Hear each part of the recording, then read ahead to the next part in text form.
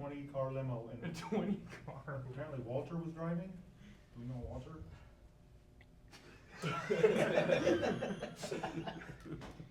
Melva says a lot of things you guys actually buy into. It's unbelievable. So, 3 games left. Does it seem like the season has gone by extraordinary fast, or maybe is it not for you? no, it's gone by fast. I think the older you get, everything goes by fast, and sometimes the younger you are, it seems to drag out a little bit, at least in my experiences. But yeah, everything's gone fast, and it's hard to believe that we're almost to the 3rd season. And if someone came up and said you're going to make a run, or if you're going to make a run, one thing has to happen with this team. Is there something you can point to finish the way you want to finish? You have to do this one thing, or is it? I think you got to do more than one thing, but I would say have all our players 100%. Probably would be as much as anything. I mean, I think that's probably more important than actually, breaking it down to rebounding or making shots. I think the bottom line is have all your players available and 100%. For years it was double round robin. You played everybody twice. You don't do it with everybody anymore, but you've had plenty of experience doing that. Is it different when you get a team first at home and then have to go to their place? You did it with Iowa State this year. I mean, does that change anything about prep or? I don't think so. I haven't thought it through. It's actually a good question because I think a lot of times if you're the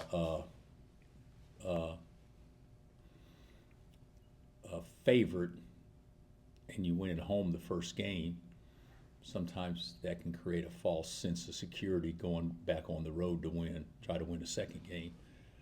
I also think that in a situation like Arizona, I don't think it matters first or second. I think there'll be the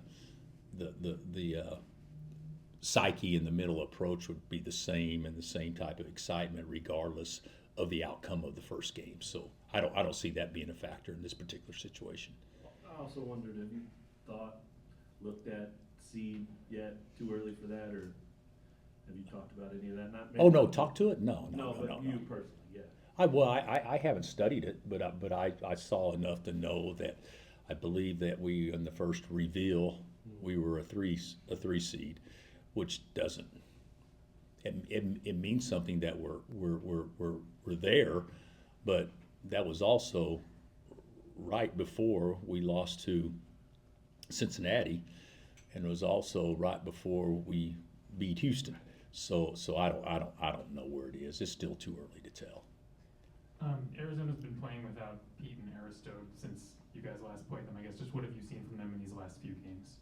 Well, they had a great win last night. Baylor played great, and actually led the vast majority of the game, I think. And then I watched a good piece of it, and then I watched it on tape this morning. But to me, last night it was different because Bradley made 5 threes, and without Ko out there, they're playing. Krachinkov, is that pronounce it right? They're playing, and I love his game. They're playing him at the 4 quite a bit, so they're in some ways playing smaller. And then of course the kid off the bench, Del Orso, he has been great. In more of a higher minute type role, and a lot of those things have been because of Koa not being out there, just redistributing the minutes. And Aristotle's obviously a good player too. He played good against us here. They haven't been at full strength, but they also have played very well, regardless of how you look at it, without Koa too. They had they lost the game when he got hurt the first half to Texas Tech. Obviously, and since then, beating BYU at home, and then, of course, winning at Houston and at Baylor is pretty impressive considering they weren't full strength. And then this deal where you play 2 games in Arizona, I guess anything you learned from last year's Utah swing that you'll take in, whether that's from a logistical or a practice standpoint or whatever, that you think around? Whatever we did last year, let's do the polar opposite this year. That's what I learned. If we ate red meat last year, let's eat fish this trip, because that trip stunk all the way around. So I don't know that logistically we are going to do something a little bit different. If you're wanting to know that, we're going to play in Tucson and then after the game go to Phoenix, rather than stay in Tucson and then try to split up the trip. Let's just go ahead and spend the majority of time in Tempe, just so that way, we can get there and probably get more situated than last year. If I'm not mistaken, we were in Salt Lake and stayed most of the day in Salt Lake, and then went to Provo after that. That didn't have anything to do with the results, but certainly I think this will be a little bit easier for the guys. Coach, could I ask you to share some of your thoughts on the challenges that you and your staff have faced this season, keeping this thing flying in the right direction in the face of a bunch of different challenges, and you're maybe in position to put together a little run if things go right? You know what? I look at it a little differently. I think every staff has their challenges throughout the year. Ours, in many ways, have become more notable from a media standpoint. I don't know that it's been more challenging than just about every other year. It's just that, it's not as public what the challenges are. So I love this team. One thing about this team that minimizes the so-called challenges is that they all like each other and they're fun to be around. So there's been some teams that maybe they weren't as much fun to be around that we didn't talk about publicly, but that creates chemistry and creates other things that are challenges. But this team really does like each other. I don't see this as being a bigger challenge than other years. It's just whatever our challenges have been, they've just been fairly well documented. How do you see the league race?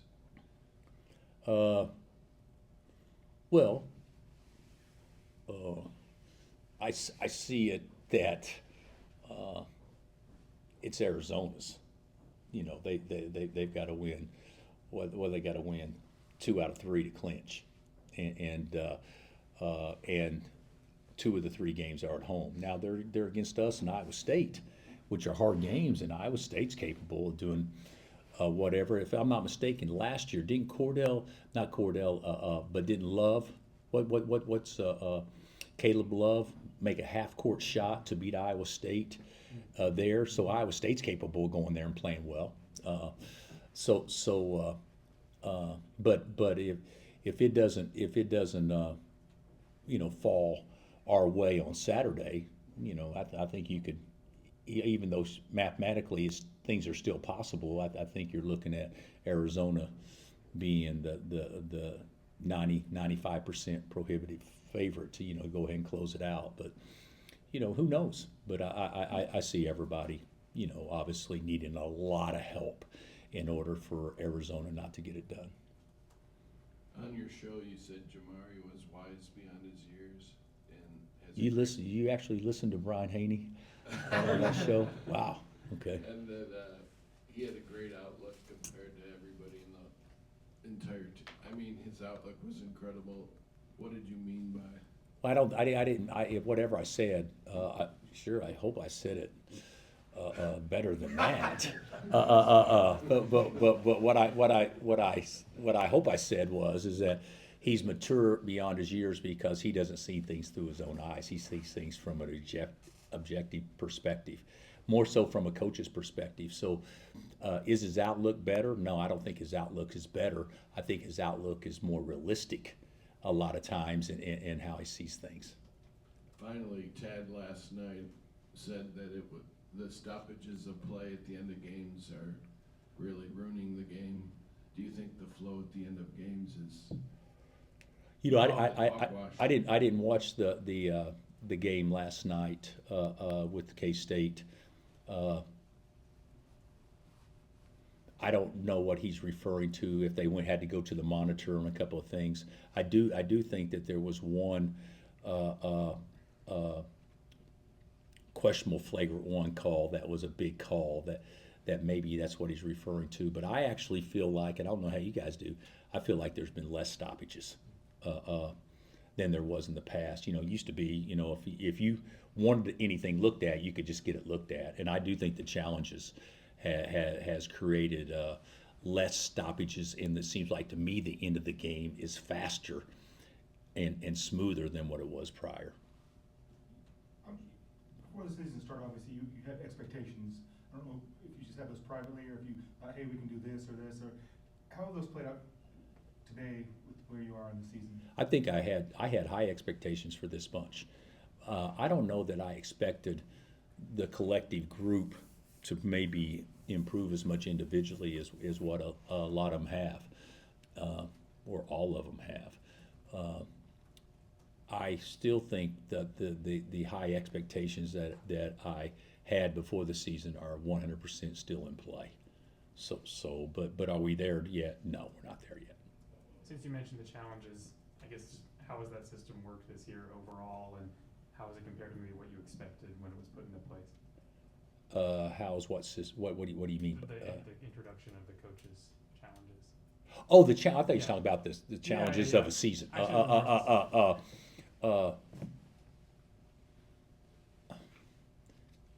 I would say incomplete, because in the Big 12, we don't get all the same camera angles that the officials get to look at a challenge. Other leagues have more. We, as a league, did not do all that for whatever reason. So I like it. I think it's good. I don't think it's perfect, but I think it's a heck of a lot better than what it was. Used to be every time you go to you didn't have to save your timeouts, because every time that there was an out of bounds, you want them to look at it. It's just a free timeout. There was different things, and of course that's been eliminated. I think there's still some controversial things that can happen, i.e. goaltending. I still wish that if it's even close, that you call it, and then you could challenge or whatever. But a lot of times, the close ones, and then maybe the right calls aren't called, so therefore, if it's not called, you can't challenge. I think we had something happen to us the other day in that, and it's my fault. I wanted them to look at an elbow, but I didn't tell them until after the first free throw was attempted. So after the first free throw was attempted, you can't go back and look at it. It seems like if there's contact above the head or whatever, it seems like maybe you should be able to. I don't, or above the shoulders. I don't know, but I think Henry. I think it's a lot better than it used to be. A lot better, and I think it's better for fans too. All right, Coach. Thanks, Coach. All right, guys.